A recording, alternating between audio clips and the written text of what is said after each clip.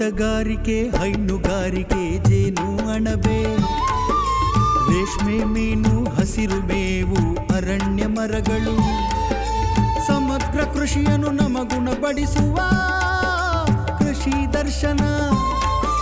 ಕೃಷಿ ದರ್ಶನ, ಕೃಷಿ ದರ್ಶನ, ಓಹೋ ಕೃಷಿ ದರ್ಶನ.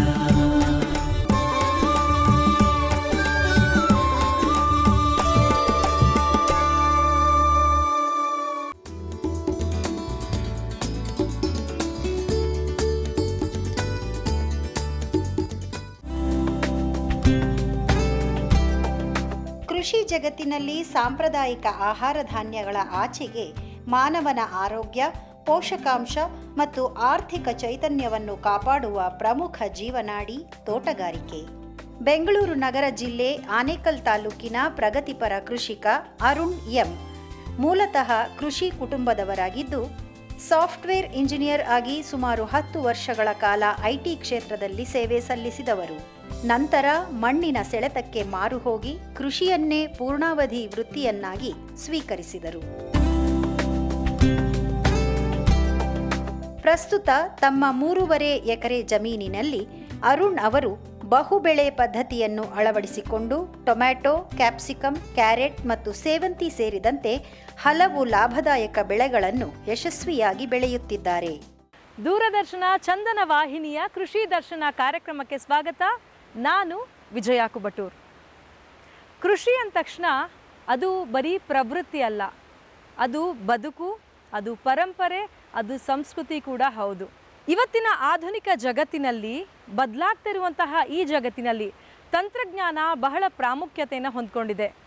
ಹಾಗೆಯೇ ಇವತ್ತಿನ ಈ ಓಡು ಹೋಗುತ್ತಿರುವಂತಹ ಯುಗದಲ್ಲಿ ತಂತ್ರಜ್ಞಾನದ ಸಹಾಯದಿಂದ ಆಗಿರಬಹುದು, ಹಾಗೆಯೇ ಬದಲಾವಣೆಗಳಿಂದ ಕೂಡ ಯಾವ ರೈತ ಯಾವ ಥರದ ಬೆಳೆಯನ್ನು ಬೆಳೀತಾ ಇದ್ದಾನೆ, ಭೂಮಿಯನ್ನು ಹೇಗೆ ಅವನು ಸಹಾಯವಾಗಿ ತಗೊಳ್ತಾ ಇದ್ದಾನೆ, ಇವತ್ತಿನ ಬದುಕು ರೈತಂದು ಯಾವ ಥರ ಇದೆ ಅಂತ ಪ್ರತಿನಿತ್ಯವೂ ಕೂಡ ನಾವು ನಿಮಗೆ ಕೃಷಿ ದರ್ಶನ ಕಾರ್ಯಕ್ರಮದಲ್ಲಿ ಸಾಕಷ್ಟು ಮಾಹಿತಿಯನ್ನು ನೀಡ್ತೀವಿ. ಹಾಗಾದರೆ ಇವತ್ತು ಯಾರ ರೈತ ಏನನ್ನು ಬೆಳೆದಿದ್ದಾನೆ ನೋಡೋಣ ಬನ್ನಿ.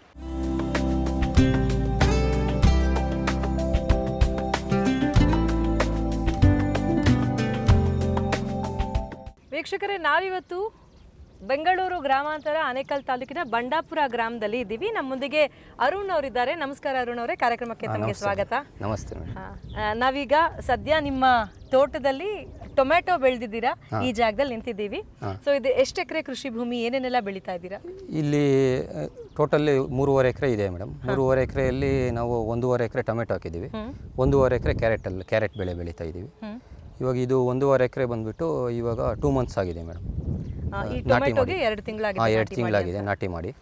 ಇನ್ನು ಒಂದು 15 ದಿವಸದಲ್ಲಿ ಹಾರ್ವೆಸ್ಟಿಂಗ್ ಸ್ಟಾರ್ಟ್ ಆಗುತ್ತೆ ಮೇಡಮ್. ಎಷ್ಟು ವರ್ಷದಿಂದ ಕೃಷಿ ಮಾಡ್ತಾ ಬಂದಿದ್ದೀರಾ? ಏನು ಅನುಭವ ಇದೆ ಇದರಲ್ಲಿ? ಕೃಷಿ ಬಂದ್ಬಿಟ್ಟು ನಮ್ಮ ತಂದೆ ಅವರು ಮೊದಲಿಂದನೂ ಕೃಷಿಯಲ್ಲೇ ತೊಡಗಿದ್ರು ಅವರು.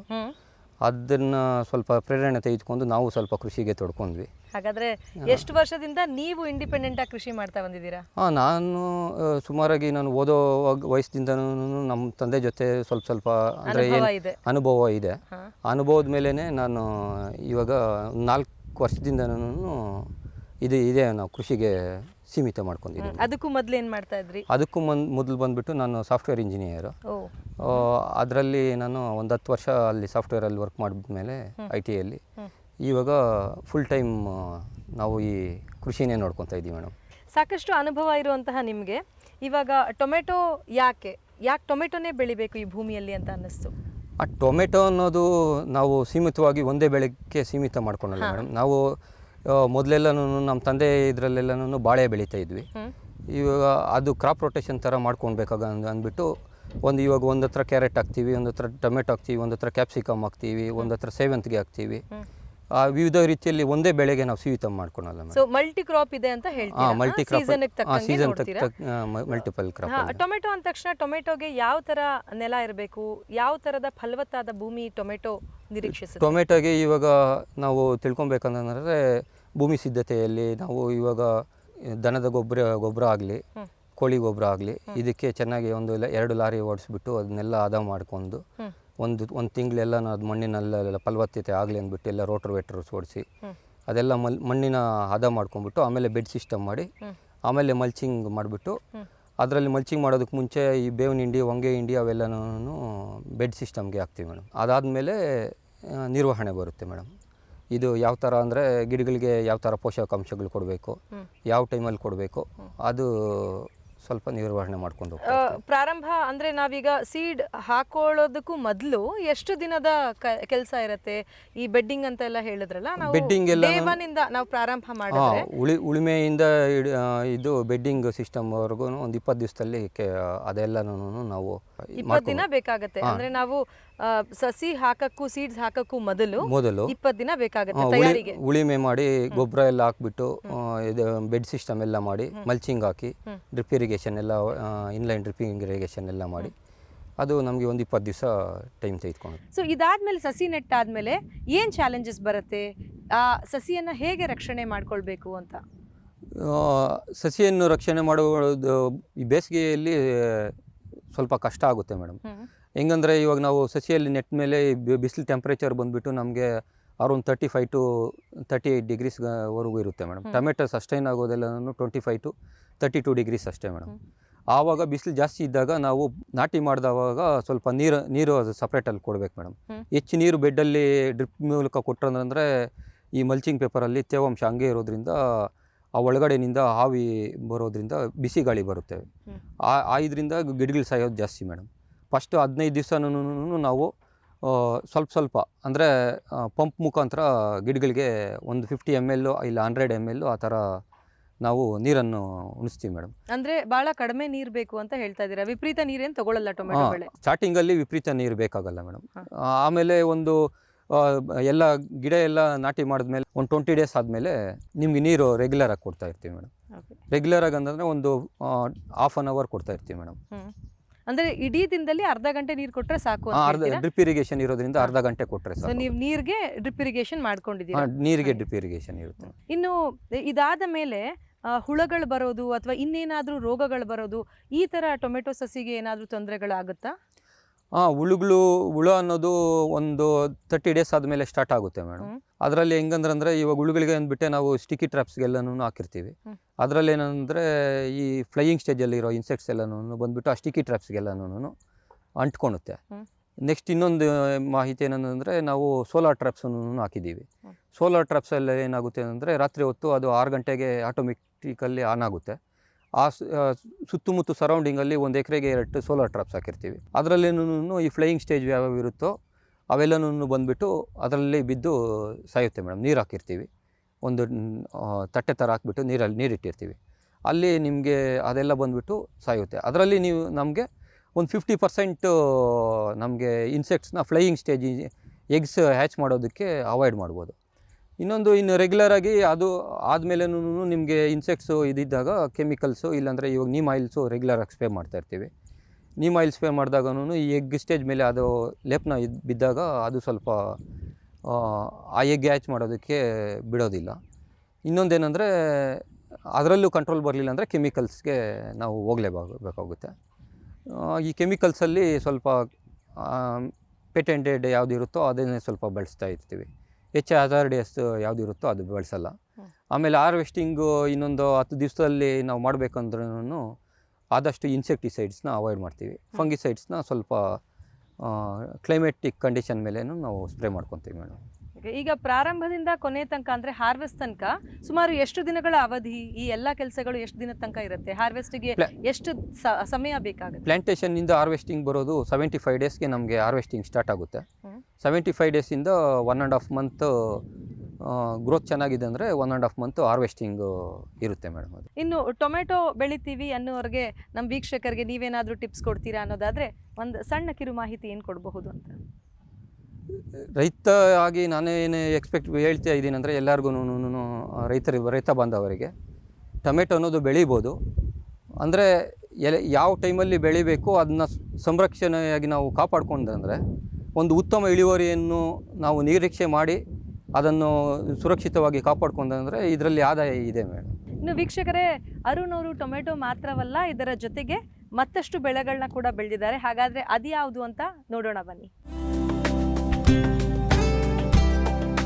ಇನ್ನು ತಮ್ಮ 1.5 ಎಕರೆಯಲ್ಲಿ ಕ್ಯಾರೆಟ್ ಕೃಷಿ ಕೈಗೊಂಡಿರುವ ಇವರು ಕ್ಯಾರೆಟ್ ಬಿತ್ತನೆಯ ಸಮಯ, ಕೃಷಿ ಪದ್ಧತಿ, ಆಯವ್ಯಯ ಹಾಗೂ ರೋಗ ಕೀಟ ಬಾಧೆಯ ನಿರ್ವಹಣೆಯ ಬಗ್ಗೆ ತಮ್ಮ ಅನುಭವವನ್ನು ಹೀಗೆ ಹಂಚಿಕೊಳ್ಳುತ್ತಾರೆ. ವೀಕ್ಷಕರೇ, ಅರುಣ್ ಅವರ ತೋಟದಲ್ಲಿದ್ದೀವಿ. ಟೊಮೆಟೊ ಬೆಳೆಯನ್ನು ನೋಡಿದ್ವಿ. ಅದರ ಜೊತೆಗೆ ನಾವೀಗ ಕ್ಯಾರೆಟ್ ಬೆಳೆದಂತಹ ಈ ಜಾಗದ ಮಧ್ಯದಲ್ಲಿ ಇದ್ದೀವಿ. ಕ್ಯಾರೆಟ್ ಬಗ್ಗೆ ನಾವು ತಿಳ್ಕೊಳ್ಳೋದಾದರೆ, ಅರುಣ್ ಅವರೇ, ಇದು ಎಷ್ಟು ಎಕರೆಯಲ್ಲಿ ಕ್ಯಾರೆಟ್ ಹಾಕಿದ್ದೀರಾ? ಇದು ಕ್ಯಾರೆಟ್ ಬಂದುಬಿಟ್ಟು 1.5 ಎಕರೆಯಲ್ಲಿ ಕ್ಯಾರೆಟ್ ಕೃಷಿ ಮಾಡ್ತಾ ಇದ್ದೀವಿ ಮೇಡಮ್. 1.5 ಎಕರೆಯಲ್ಲಿ ಇವಾಗ ಇದು 2 ತಿಂಗಳ ಅವಧಿಯಲ್ಲಿ ಇವಾಗ ಕ್ಯಾರೆಟ್ ಬೆಳೆದಿದೆ ಮೇಡಮ್. ಇನ್ನೂ ಆಲ್ಮೋಸ್ಟ್ ಇನ್ನೊಂದು 15 ದಿವಸದಲ್ಲಿ ಕ್ಯಾರೆಟ್ ಹಾರ್ವೆಸ್ಟಿಂಗ್ ಬರುತ್ತೆ ಅಂತ. 1 ಎಕರೆಯಲ್ಲಿ ಕ್ಯಾರೆಟ್ ಬೆಳಿಬೇಕಂದ್ರೆ ಎಷ್ಟಾಗಬಹುದು ಖರ್ಚಂತ? 1 ಎಕರೆಯಲ್ಲಿ ಕ್ಯಾರೆಟ್ ಬೆಳಿಬೇಕಂದ್ರೆ ನಿಮಗೆ 80,000ದಿಂದ 1 ಲಕ್ಷ ಖರ್ಚು ಬರುತ್ತೆ ಮೇಡಮ್. ಇದು ಅವಧಿ ಬಂದುಬಿಟ್ಟು 2.5 ತಿಂಗಳು, ಅಂದರೆ 90 ಡೇಸಲ್ಲಿ ಹಾರ್ವೆಸ್ಟಿಂಗ್ ಆಗೋಗ್ಬಿಡುತ್ತೆ ಮೇಡಮ್. ಸೊ ನಮಗೊಂದು 100 ಡೇಸ್ ಒಳಗೆ ಎಲ್ಲ ತಯಾರಿಯಿಂದ ಹಿಡಿದು ಹಾರ್ವೆಸ್ಟಿಂಗ್ 100 ಡೇಸಲ್ಲಿ ಆಗೋಗ್ಬಿಡುತ್ತೆ. ಸೊ ಇದಾದಮೇಲೆ ಅಂದರೆ ಕ್ಯಾರೆಟ್ ಬೆಳೆದಂತಹ ಜಾಗದಲ್ಲಿ ಮತ್ತೆ ಬೇರೆ ಕ್ರಾಪ್ ಹಾಕ್ತೀರಾ ಅಥವಾ ಕ್ಯಾರೆಟ್ನೇ ಕಂಟಿನ್ಯೂ ಮಾಡಬಹುದಾ, ಹೇಗೆ? ಇಲ್ಲ, ಇದು ಕ್ಯಾರೆಟ್ ಬಂದುಬಿಟ್ಟು ಕ್ಯಾರೆಟ್ ಬೆಳೆದಿರೋ ಬೆಳೆದ್ರಲ್ಲಿ ಮತ್ತೆ ಅದೇ ಬೆಳೆನ ಹಾಕೋದಕ್ಕಾಗಲ್ಲ ಮೇಡಮ್. ಇವಾಗ ಇದು ಹೆಂಗಂದರೆ ಕ್ಯಾರೆಟ್ ಬೆಳೆದ ಮೇಲೆ ನಾವು ಪ್ರತಿಯೊಂದು ನೆಲದಲ್ಲೂ ಅಷ್ಟೇ ನಾವು ಕ್ರಾಪ್ ರೊಟೇಷನ್ ಅನ್ನೋದು ಮಾಡ್ತಾ ಇರ್ತೀವಿ ಮೇಡಮ್. ಇವಾಗ ಇದರಲ್ಲಿ ಕ್ಯಾರೆಟ್ ಈ ವರ್ಷ ಹಾಕಿದ್ದೀವಿ ಅಂದರೆ ಇನ್ನು ನೆಕ್ಸ್ಟ್ ಒನ್ ಇಯರ್ ಈ ಪ್ಲಾಟಲ್ಲಿ ಹಾಕೋದಿಲ್ಲ ಕ್ಯಾರೆಟ್ ಹಾಕೋದಿಲ್ಲ. ಇನ್ನು ಕ್ಯಾರೆಟ್ ಅಂದ ತಕ್ಷಣ ಈ ಬೆಳೆಗೆ ಏನಾದರೂ ತೊಂದರೆಗಳಿದೆಯಾ? ಇದಕ್ಕೂ ಹುಳ ಏನಾದರೂ ಬರುತ್ತಾ? ಅಥವಾ ನಾವು ಎಲ್ಲ ಸೀಡ್ಸೂ ಸಪೋರ್ಟ್ ಮಾಡೋದಿಲ್ಲ, ಎಲ್ಲಾನು ಗಿಡ ಆಗೋದಿಲ್ಲ, ಏನಾದರೂ ಇದೆಯಾ? ಇದೆ ಮೇಡಮ್. ಇವಾಗ ಕ್ಯಾರೆಟಲ್ಲಿ ಯಾವ ಥರ ಅಂದರೆ, ಇವಾಗ ಬೇಸಿಗೆಯಲ್ಲಿ ನಾವು ಇದನ್ನ ಬಿತ್ತನೆ ಮಾಡಿರೋದು ಮೇಡಮ್. ಬೇಸಿಗೆಯಲ್ಲಿ ಇದಕ್ಕೆ ಫೇವರಬಲ್ ಕ್ಲೈಮೇಟ್ ಇಲ್ಲ. ಇದು ಬಂದುಬಿಟ್ಟು ನಮಗೆ ಕ್ಯಾರೆಟ್ ಎಲ್ಲ ಬೆಳಿಬೇಕಾಗಿರೋದೆಲ್ಲ ನವಂಬರ್, ಡಿಸೆಂಬರು, ಜನವರಿಯಲ್ಲಿ, ಅಂದರೆ ಸ್ವಲ್ಪ ನಮಗೆ ಕೋಲ್ಡ್ ಕ್ಲೈಮೇಟಲ್ಲಿ ಇದು ಹೆಚ್ಚು ಇಳುವರಿ ಬರೋ ಕ್ರಾಪ್ ಆಗಿರುತ್ತೆ. ಈ ಬೇಸಿಗೆಯಲ್ಲಿ ಯಾವಾಗ ನಾವು ಬೆಳಿತೀವೋ ಅದು ಸ್ವಲ್ಪ ನಮಗೆ ಇಳುವರಿಯಲ್ಲಿ ಕಡಿಮೆ ಇರುತ್ತೆ. ಪ್ರೈಸಸ್ನ ಎಕ್ಸ್ಪೆಕ್ಟ್ ಮಾಡ್ಬೋದು ಮೇಡಮ್. ಬೇಸಿಗೆಯಲ್ಲಿ ಇನ್ನೊಂದು ನಮಗೆ ತೊಂದರೆ ಆಗೋದೇನೆಂದರೆ, ಇವಾಗ ನಮಗೆ ಜೂನ್ ಜುಲೈಯಲ್ಲಿ ನಮಗೆ ಗಾಳಿ ಸಹಿತ ಈ ಮಳೆ ಜಾಸ್ತಿ ಆಗೋದ್ರಿಂದ ಈ ಜರ್ಮಿನೇಷನ್ ಟೈಮಲ್ಲಿ ಆ ಮಳೆ ಇಬ್ಬನಿ ಜಾಸ್ತಿ ಜೋರಾಗಿ ಬಿದ್ದ ಪಕ್ಷದಲ್ಲಿ ಅದೆಲ್ಲನೂ ನಮಗೆ ಜರ್ಮಿನೇಷನಲ್ಲಿ ತೊಂದರೆ ಆಗುತ್ತೆ. ಓಕೆ, ಇನ್ನು ನೀರು ಎಷ್ಟು ತಗೊಳುತ್ತೆ ಅನ್ನೋದಾದರೆ ವಿಪರೀತ ನೀರು ಬೇಕಾಗುತ್ತಾ ಅಥವಾ ಮಾಡ್ರೇಟ್ ನೀರಾ, ಹೇಗಿದೆ ಕ್ಯಾರೆಟ್? ಇಲ್ಲ, ಕ್ಯಾರೆಟಲ್ಲಿ ಜರ್ಮಿನೇಷನ್ವರೆಗೂ ಸ್ವಲ್ಪ ನೀರು ಜಾಸ್ತಿನೇ ಬೇಕಾಗುತ್ತೆ ಮೇಡಮ್. ಬೇಸಿಗೆಯಲ್ಲಿ ಅಂದರೆ ಮಳೆಗಾಲ ಇರೋದಿಲ್ಲ, ಅದರಲ್ಲಿ ನಾವು ಸ್ಪ್ರಿಂಕ್ಲರ್ ಮುಖಾಂತರನೇ ಕೊಡಬೇಕಾಗಿರೋದ್ರಿಂದ ಸ್ಟಾರ್ಟಿಂಗ್ ಒಂದು 20 ದಿವಸ ನಮಗೆ ಹೆಚ್ಚು ನೀರು ಬೇಕಾಗುತ್ತೆ ಮೇಡಮ್. ಓಕೆ, ಇನ್ನು ಕ್ಯಾರೆಟ್ನ ಎಕನಾಮಿಕ್ಸ್ಗೆ ಬರೋದಾದರೆ ಅರುಣ್ ಅವರೇ, 1 ಎಕರೆಯಲ್ಲಿ ನಾವು ಕ್ಯಾರೆಟ್ ಬೆಳಿತೀವಿ ಅಂತಂದರೆ ನಾವು ಯಾವಾಗಲೂ ಸಾಮಾನ್ಯ ನಾನು ಮಾತಾಡುವಾಗ ಬಿಗಿನರ್ಸ್ನ ನಾವು ಕಾನ್ಸಂಟ್ರೇಟ್ ಮಾಡೋಣ, ಈ ಸಲ ನಾನು ಕೃಷಿ ಮಾಡೋಕ್ಕೆ ಬರ್ತಿದ್ದೀನಿ ಅನ್ನೋರಿಗೆ ಸ್ವಲ್ಪ ಮಾಹಿತಿ ಹೆಚ್ಚಾಗಿ ಇರಲಿ, ಹಾಗಾದರೆ ನಂಗೆ ಲಾಭದಾಯಕನಾ ಇಲ್ವಾ ಅಂತ ಅವ್ರು ಯೋಚನೆ ಮಾಡ್ತಿರ್ತಾರೆ. ಸೊ ನಿಮ್ಮ ಅನುಭವದ ಮೇಲೆ ಏನು ಹೇಳೋಕ್ಕೆ ಇಷ್ಟಪಡ್ತೀರಾ? 1 ಎಕರೆನಲ್ಲಿ ನಾವು ಕ್ಯಾರೆಟ್ ಬೆಳಿಬೇಕು ಅಂತಂದರೆ ಎಷ್ಟು ಖರ್ಚು ವೆಚ್ಚ ಆಗುತ್ತೆ, ಹಾಗೆಯೇ ಎಷ್ಟು ಲಾಭ ಪಡಿಬಹುದು ಅಂತ? ಇವಾಗ 1 ಎಕರೆ ಕ್ಯಾರೆಟ್ ಬೆಳಿಬೇಕಂದ್ರೆ ನಮಗೆ ಸ್ಪ್ರಿಂಕ್ಲರ್ಸ್ನಿಂದ ಎಲ್ಲನೂ ಇನ್ವೆಸ್ಟ್ಮೆಂಟ್ ಮಾಡಬೇಕಂದ್ರೆ 80ರಿಂದ 1 ಲಕ್ಷ ರೂಪಾಯಿ ಅನ್ನೋದು ನಮಗೆ ಸೀಮಿತ ಬೇಕಾಗುತ್ತೆ. ಇನ್ನೊಂದು ಇಳುವರಿ ವಿಷಯಕ್ಕೆ ಬರಬೇಕಾದ್ರೆ ಇಳುವರಿಯಲ್ಲಿ ಇದರಲ್ಲಿ ನಾನಾ ಥರ ಇರುತ್ತೆ. ಅಂದರೆ ನಾವು ತೋಟದ ಲೆಕ್ಕಲ್ಲನ್ನು ಸೇಲ್ ಮಾಡ್ಬೋದು, ಇಲ್ಲಾಂದರೆ KG ಲೆಕ್ಕದಲ್ಲಿನೂ ಸೇಲ್ ಮಾಡ್ಬೋದು. KG ಲೆಕ್ಕದಲ್ಲಿ ಸೇಲ್ ಮಾಡಿದಾಗ ನಮಗೇನೆಂದರೆ ಅವರು ಫಸ್ಟ್ ಕ್ವಾಲಿಟಿ, ಸೆಕೆಂಡ್ ಗ್ರೇಡು ಅಂತ ವಿಂಗಡಣೆ ಮಾಡ್ತಾರೆ ಮೇಡಮ್. ಆ ವಿಂಗಡಣೆ ಮಾಡಿದಾಗ ನಾವು KG ಲೆಕ್ಕದಲ್ಲಿ ಎಷ್ಟು ಪ್ರೈಸ್ ಇದೆ, ಮಾರ್ಕೆಟ್ ಪ್ರೈಸಲ್ಲಿ ಎಷ್ಟು ಇರುತ್ತೋ ಅದಕ್ಕಿಂತ ಒಂದು 20 ರೂಪೀಸ್ ಕಡಿಮೆನೇ ಕೊಡ್ತಾ ಇರ್ತೀವಿ ಮೇಡಮ್. ವೀಕ್ಷಕರೇ, ನೋಡಿದ್ರಲ್ಲ, ಕ್ಯಾರೆಟ್ನ ಹೊಲದಲ್ಲಿ ನಾವೀಗಿದ್ದೀವಿ. ಕ್ಯಾರೆಟ್ ಬಗ್ಗೆ ಬೆಳಿಬೇಕು ಅನ್ನೋ ಆಸಕ್ತಿ ಇರೋರಿಗೆ ಸಾಕಷ್ಟು ಮಾಹಿತಿ ಅರುಣ್ ಅವ್ರು ಕೊಟ್ಟರು. ಇಷ್ಟೇ ಅಲ್ಲ, ಇನ್ನು ಅರುಣ್ ಅವರಿಂದ ಮತ್ತಷ್ಟು ಮಾಹಿತಿ ತಗೊಳ್ಳೋದಿದೆ. ಹಾಗಾದರೆ ಅದು ಯಾವ ಕ್ರಾಪು, ಯಾವ ಬೆಳೆಯನ್ನು ಬೆಳೆದಿದ್ದಾರೆ, ಬನ್ನಿ ಆ ಸೆಕ್ಷನ್ಗೆ ಹೋಗೋಣ. ಅವರ ಜಮೀನಿಗೆ ಪ್ರವೇಶಿಸುತ್ತಿದ್ದಂತೆ ಸ್ವಾಗತಿಸುವುದು ವಿಶಾಲವಾದ ಪಾಲಿಹೌಸ್. ಇಲ್ಲಿ ಕ್ಯಾಪ್ಸಿಕಮ್ ಮತ್ತು ಸುಧಾರಿತ ತಳಿಯ ಸೇವಂತಿ ಹೂವಿನ ಕೃಷಿಯಲ್ಲಿ ಯಶಸ್ಸು ಕಂಡಿರುವ ಅರುಣ್ ಅವರು ಈ 2 ಬೆಳೆಗಳ ಲಾಭದಾಯಕ ಬೇಸಾಯಕ್ಕೆ ಅಗತ್ಯವಿರುವ ವೈಜ್ಞಾನಿಕ ಪದ್ಧತಿಗಳ ಕುರಿತು ವಿವರವಾಗಿ ಬೆಳಕು ಚೆಲ್ಲಿದ್ದಾರೆ. ಕ್ಯಾಪ್ಸಿಕಮ್ ಯಾರಿಗೆ ಗೊತ್ತಿಲ್ಲ? ಇತ್ತೀಚೆಗೆ ಮಾರ್ಕೆಟಲ್ಲಿ ನಾವು ಹಳದಿ ಕ್ಯಾಪ್ಸಿಕಮ್, ಕೆಂಪು ಕ್ಯಾಪ್ಸಿಕಮ್ ಎಲ್ಲ ನೋಡ್ತಾ ಇದ್ದೀವಿ. ನಾವು ಮೊದಲು ನೋಡ್ತಾ ಇದ್ದಿದ್ದು ಬರೀ ಹಸಿರಿರುವಂತಹ ದೊಣ್ಣಮೆಣಸಿನ್ಕಾಯಿ ಅಷ್ಟೇ. ಇತ್ತೀಚೆಗೆ ತರಹೇವಾರಿ ಕ್ಯಾಪ್ಸಿಕಮ್ಗಳನ್ನ, ದೊಣ್ಣಮೆಣಸಿನ್ಕಾಯಿನ ನಾವು ನೋಡ್ತಾ ಇದ್ದೀವಿ. ಹಾಗೆಯೇ ಅರುಣ್ ಅವರು ಇವತ್ತು ನಮ್ಮನ್ನು ಅವರ ಪಾಲಿ ಹೌಸ್ಗೆ ಕರ್ಕೊಂಡು ಬಂದಿದ್ದಾರೆ.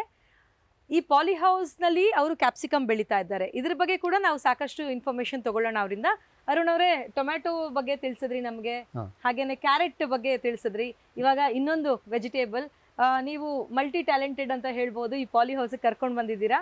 ಸೊ ಇದ್ರ ಬಗ್ಗೆ ಮತ್ತಷ್ಟು ಇನ್ಫಾರ್ಮೇಶನ್ ಕೊಡೋದಾದ್ರೆ, ಇದು ಎಷ್ಟು ಎಕರೆಯಲ್ಲಿ ಹಾಕಿದ್ದೀರಾ, ಇದರ ರಿಕ್ವೈರ್ಮೆಂಟ್ಸ್ ಏನು? ಇದು ನಾವು ಬಂದ್ಬಿಟ್ಟು ಇದು 1/2 ಎಕರ್ ಪಾಲಿ ಹೌಸಲ್ಲಿ ನಾವು ಕನ್ಸ್ಟ್ರಕ್ಟ್ ಮಾಡಿದ್ದೀವಿ. ಇದು ಇವಾಗ ಇದರಲ್ಲಿ 2ನೇ ಬೆಳೆಯಾಗಿ ನಾವು ಕ್ಯಾಪ್ಸಿಕಮನ್ನು ಆಯ್ಕೆ ಮಾಡ್ಕೊಂಡಿರೋದು. ಇದು ಫೆಬ್ರವರಿ ತಿಂಗಳಲ್ಲಿ ನಾವು ನಾಟಿ ಮಾಡಿದ್ದು. ಇವಾಗ 4 ತಿಂಗಳು 4 ಮಂತ್ಸಿಂದನೂ ನಮಗೆ ಹಾರ್ವೆಸ್ಟಿಂಗಲ್ಲಿ ಸಿಗ್ತಾ ಇದೆ ಮೇಡಮ್. ಎಷ್ಟು ತಿಂಗಳ ಕ್ರಾಪ್ ಇದು? ಇದು ಗಿಡ ಬೆಳೆದಷ್ಟು ಅಂದರೆ ನಮಗೆ ಮೇಂಟೆನೆನ್ಸ್ ವೈಸು ಸ್ವಲ್ಪ ಕಷ್ಟ ಆಗುತ್ತೆ ಬೆಳೆಯೋದು ಹೈಟ್ ಆದಷ್ಟು. ಅಂದರೆ ಇದು ಒಂದು 8 ತಿಂಗಳವರೆಗೂ ನಾವು ಹಾರ್ವೆಸ್ಟ್ ಮಾಡ್ತಾ ಇರ್ಬೋದು ಮೇಡಮ್. ಅದಾದ ಮೇಲೆ ಇದು ಅಂದರೆ ತೆಗಿಬೇಕು ಅಂತ ಹೇಳ್ತೀರಾ ಗಿಡಗಳನ್ನ?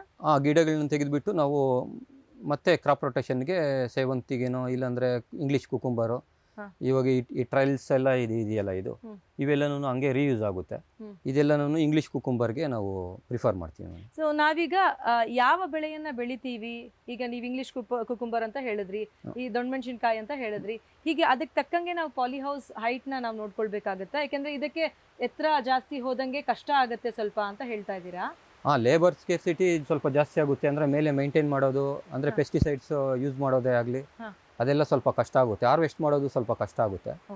ಅದಕ್ಕೆ ನಾವು ಒಂದು 10 ಫೀಟ್ ಅಂದ್ಬಿಟ್ಟು ಮಿನಿಮಲ್ ಹೈಟ್ ಅಂದ್ಬಿಟ್ಟು ಇಟ್ಕೊಂಡಿರ್ತೀವಿ. ಇವಾಗ ಫೆಬ್ರವರಿಯಿಂದ ಹಾಕಿದೀವಿ ಅಂತಂದ್ರೆ ಈಗ 4 ತಿಂಗಳಾಗಿದೆಯಾ? 4.5 ತಿಂಗಳಾಗಿದೆ.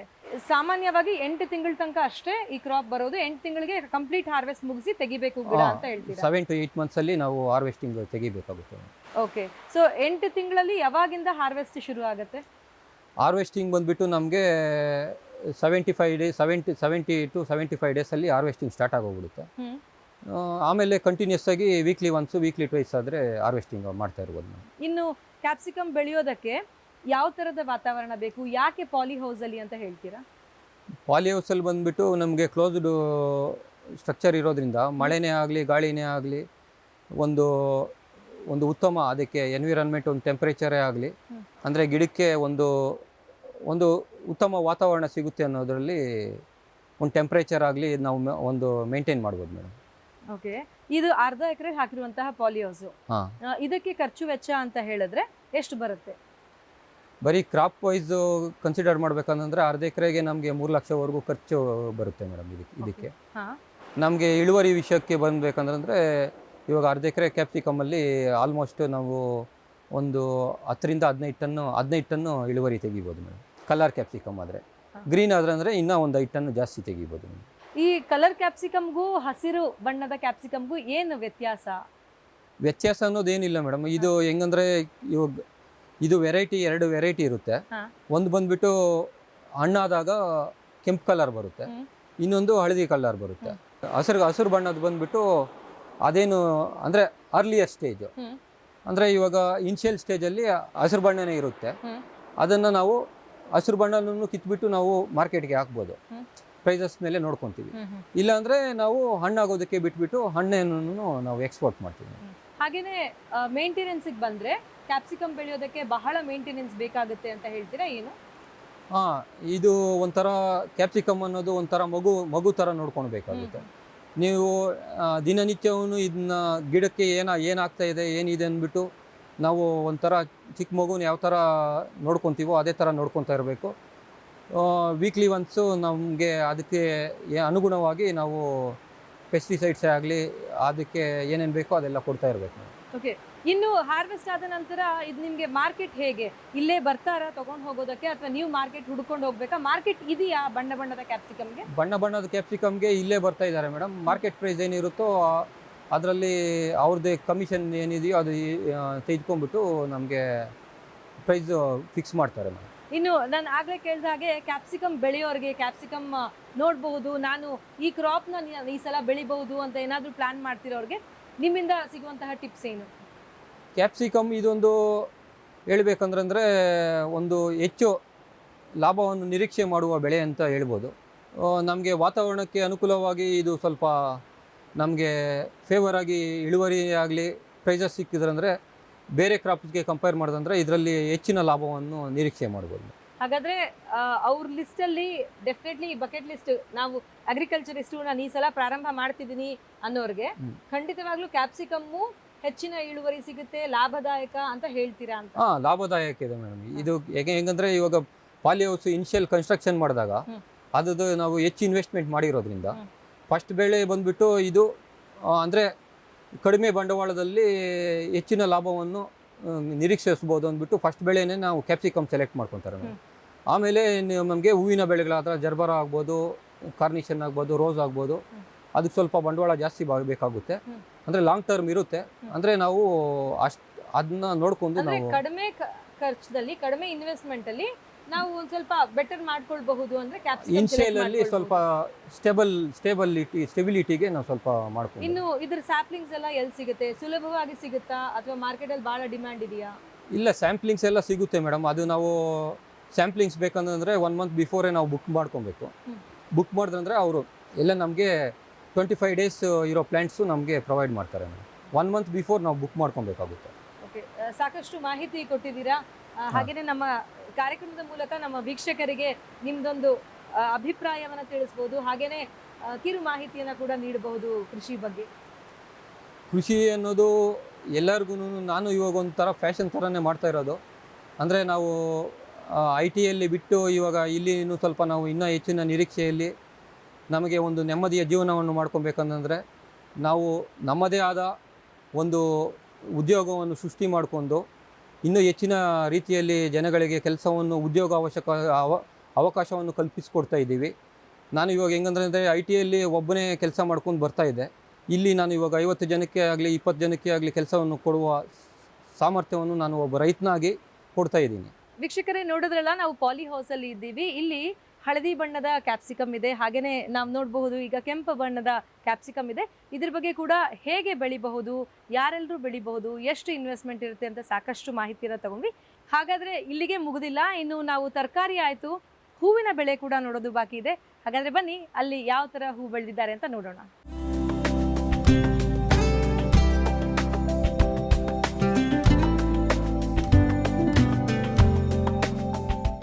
ನಾವೀಗ ಒಂದು ಪಾಲಿ ಹೌಸಲ್ಲಿ ಇದ್ದೀವಿ.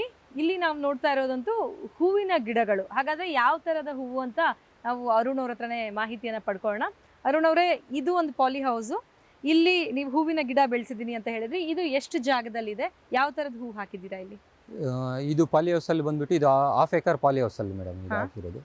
ಈ 1/2 ಎಕರ್ ಪಾಲಿ ಹೌಸಲ್ಲಿ ನಾವು ಸೇವಂತಿಗೆ, ಈ ಸೇವಂತಿಗೆಯಲ್ಲಿ ಹೈಬ್ರಿಡ್ ತಳಿ ಆಗಿರೋದ್ರಿಂದ ಇದು ಬಸ್ಕಿನ್ ವೈಟ್ ಅಂತ ಒಂದು ವೆರೈಟಿ ಇದು. ಈ ಬಸ್ಕಿನ್ ವೈಟಲ್ಲಿ ವೈಟಿಶ್ ಹೂವಲ್ಲಿ ಇದು ಬೆಳೀತಾ ಇದ್ದೀವಿ ಮೇಡಮ್. ಇದು ನಾವು ಗಿಡ ಇವಾಗ 2 ತಿಂಗಳಾಗಿರೋ ಗಿಡ ಇದು. ಇನ್ನೊಂದು 1 ಮಂತ್ಗೆ ನಮಗೆ ಹಾರ್ವೆಸ್ಟಿಂಗ್ಗೆ ಸಿದ್ಧತೆ ಆಗುತ್ತೆ. ಅಂದ್ರೆ ಇವಾಗ ಇನ್ನು ಬಡ್ಡಿಂಗ್ ಅಲ್ಲಿ ಇದೆ, ಮಗ್ಗೊಡ್ದು ಹೂವಾಗಿ ಹಾರ್ವೆಸ್ಟಿಂಗ್ ಇನ್ನೊಂದು ತಿಂಗಳಲ್ಲಿ ಬರುತ್ತೆ ಅಂತ ಹೇಳ್ತಾ ಇದ್ದೀರಾ? ಮೊಗ್ಗು ಫಾರ್ಮೇಷನ್ ಆಯ್ತು ಅಂದ್ರೆ ನಮಗೆ 30 ಡೇಸ್ ಅಲ್ಲಿ ಹಾರ್ವೆಸ್ಟಿಂಗ್ ಆಗುತ್ತೆ ಮೇಡಮ್. ಓವರ್ ಆಲ್ ಪೀರಿಯಡ್ 3 ತಿಂಗಳಲ್ಲಿ ಬರುತ್ತೆ ಅಂತ. 3 ತಿಂಗಳಿಗೆ ನಮಗೆ ಹಾರ್ವೆಸ್ಟಿಂಗ್ ಸ್ಟಾರ್ಟ್ ಆಗುತ್ತೆ, ಶುರು ಆಗುತ್ತೆ. 4 ತಿಂಗಳಿಗೆ ಎಂಡ್ ಆಗುತ್ತೆ. 1 ಮಂತ್ ಹಾರ್ವೆಸ್ಟಿಂಗ್ ಪೀರಿಯಡ್ ಇರುತ್ತೆ. ಇದು ಯಾಕೆ ಓಪನ್ ಸ್ಪೇಸ್ ಅಲ್ಲಿ ಇಲ್ಲ, ಯಾಕೆ ಪಾಲಿ ಹೌಸ್ ಅಲ್ಲಿ ಇದೆ? ಓಪನ್ ಸ್ಪೇಸ್ ಅಲ್ಲಿ ಯಾಕೆ ಅಂದ್ರೆ ಈ ಬಸ್ಕಿನ್ ವೈಟ್ ಇವೆಲ್ಲನೂ ಅತಿ ಸೂಕ್ಷ್ಮವಾದ, ಅಂದರೆ ಈ ಬಿಳಿ ಬಣ್ಣ ಅನ್ನೋದು ಎಷ್ಟು ಸೂಕ್ಷ್ಮ ಅಂದರೆ ಈ ಒಂದು ಗಾಳಿಯಲ್ಲಿ ಬರೋ ಧೂಳೆ ಆಗಲಿ ಮಳೆ ಆಗಲಿ, ಅದು ಹೂವಿನ ಮೇಲೆ ಏನಾರ ಮಳೆ ಆಗಲಿ ಧೂಳು ಆಗಲಿ ಬಿದ್ರಂದ್ರೆ ಆ ವೈಟ್ ಅನ್ನೋದು ಫೇಡ್ ಆಗುತ್ತೆ. ಈ ಪಾಲಿ ಹೌಸಲ್ಲಿ ಆ ಥರ ತೊಂದರೆಗಳು ಏನು ಇರೋಲ್ಲ ನಮಗೆ. ಇವಾಗ ಮಳೆ ಬೀಳ್ತಾ ಇದ್ರೂ ನಮಗೆ ಗಿಡ ಏನು ನೆನೀತಾ ಇಲ್ಲ. ಹೂ ಬಂದ ಮೇಲೂ ಅದು ನಮಗೆ ಯಾವುದೇ ರೀತಿಯಲ್ಲಿನೂ ಹೂ ಹಾರ್ವೆಸ್ಟಿಂಗ್ಗೆ ನಮಗೆ ಪ್ರಾಬ್ಲಮ್ ಆಗಲ್ಲ. ಇನ್ನೊಂದೇನೆಂದರೆ ಮಳೆ ಬಿದ್ದ ಮೇಲೆ ಆ ಹೂವು ತೇವಾಂಶ ಇದ್ರೆ ಅಂದ್ರೆ ಮಾರ್ಕೆಟಲ್ಲಿ ನಾವು ಅದು ಕೊಳ್ತೋಗ್ಬಿಡುತ್ತೆ, ಪೆರಿಷಬಲ್ ಇರೋದ್ರಿಂದ ಬೇಗ ಕೊಳ್ತೋಗ್ಬಿಡುತ್ತೆ. ಈ ಪಾಲಿ ಹೌಸಲ್ಲಿ ಇರೋದ್ರಿಂದ ನಾವು ಇವಾಗ ಮಳೆ ಬಿದ್ರೇನು ಹಾರ್ವೆಸ್ಟಿಂಗು ಸ್ಟಾಪ್ ಮಾಡಲ್ಲ. ಒಂದ್ಸತಿ ಸ್ಟಾರ್ಟ್ ಆಯ್ತು ಅಂದ್ರೆ ಅದು ಕಂಟಿನ್ಯೂಸ್ ಆಗಿ 1 ಮಂತ್ ನಾವು ಹಾರ್ವೆಸ್ಟ್ ಮಾಡ್ತಾರೆ. ಲೈಫ್ ಜಾಸ್ತಿ ಅಂತ ಹೇಳ್ತಾ ಇದ್ದೀರಾ? ಇದು ಲೈಫು ಜಾಸ್ತಿನೇ, ಪ್ಲಸ್ ಕ್ವಾಲಿಟಿ ವೈಸ್ ನೋಡೋಕೆ ಹೋದಂದ್ರೆ ಇದು 1 ವಾರ ಫ್ರಿಡ್ಜಲ್ಲೇ ಆಗಲಿ ಮನೆಯಲ್ಲಿ ಇಟ್ಕೊಂಡ್ರೇನು ಹೂವು ಅದೇ ಥರ ತಾಜಾತನ ಇದೇ ಇರುತ್ತೆ. ಈಗ ನೀವು ಸಾಕಷ್ಟು ಬೇರೆ ಬೇರೆ ವಿಧದ ಅಂದ್ರೆ ಮಲ್ಟಿ ಕ್ರಾಪ್ ಅನ್ನ ನಾವು ನಿಮ್ಮ ತೋಟದಲ್ಲಿ ನೋಡಿದೀವಿ ಈಗ. ಬಹಳ ಮುಖ್ಯವಾಗಿ ಅರುಣ್, ನಾವೀಗ ಮಣ್ಣಿನ ಬಗ್ಗೆ ಮಾತನಾಡೋದಾದ್ರೆ ಯಾವ ತರ ಇರಬೇಕು ಹೂ ಬೆಳೆಯೋದಕ್ಕೆ, ಮಣ್ಣಿನ ಕ್ವಾಲಿಟಿ ಹೇಗಿರ್ಬೇಕು, ಯಾವ ತರದ ಮಣ್ಣು ಸಹಾಯ ಮಾಡುತ್ತೆ ಹೂ ಬೆಳೆಯೋದಕ್ಕೆ ಅಂತ ಹೇಳ್ತೀರಾ?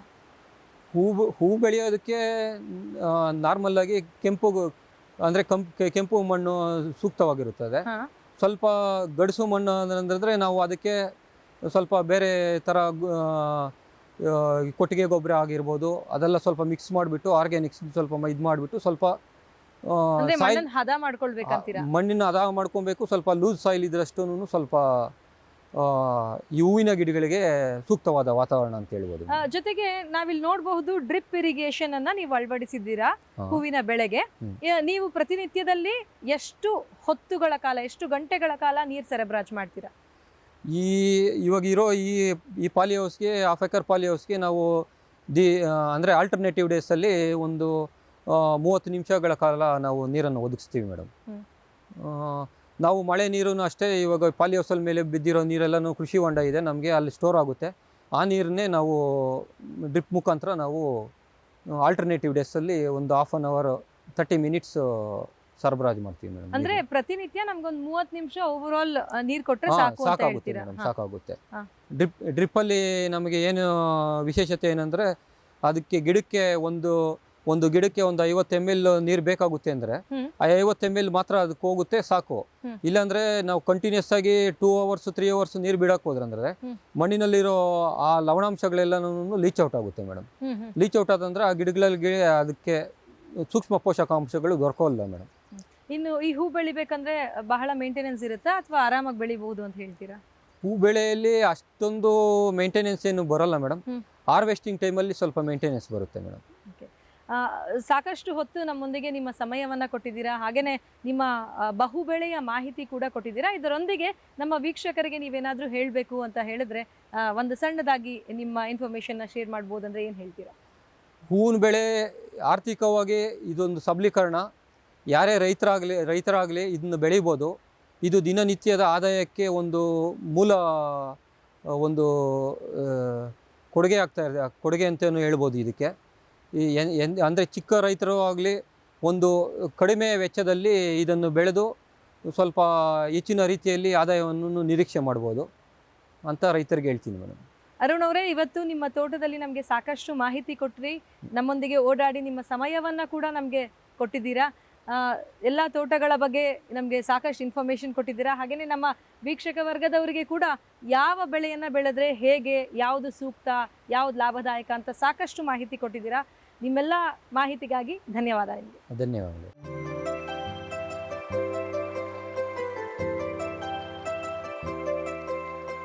ವೀಕ್ಷಕರೇ, ಇವತ್ತಿನ ಸಂಚಿಕೆಯಲ್ಲಿ ಟೊಮೆಟೊ ಹಾಗೆಯೇ ಕ್ಯಾರೆಟ್, ಹೂವು, ಬಣ್ಣ ಬಣ್ಣದ ಕ್ಯಾಪ್ಸಿಕಮ್ ಇದ್ರ ಬಗ್ಗೆ ಸಾಕಷ್ಟು ಮಾಹಿತಿಯನ್ನು ಕೊಟ್ವಿ. ಹೊಸ ಸಂಚಿಕೆಯಲ್ಲಿ ಹೊಸ ನಮ್ಮ ಕೃಷಿ ಅತಿಥಿಯೊಂದಿಗೆ ಮತ್ತೆ ಭೇಟಿಯಾಗೋಣ. ಅಲ್ಲಿವರೆಗೂ ನಮಸ್ಕಾರ.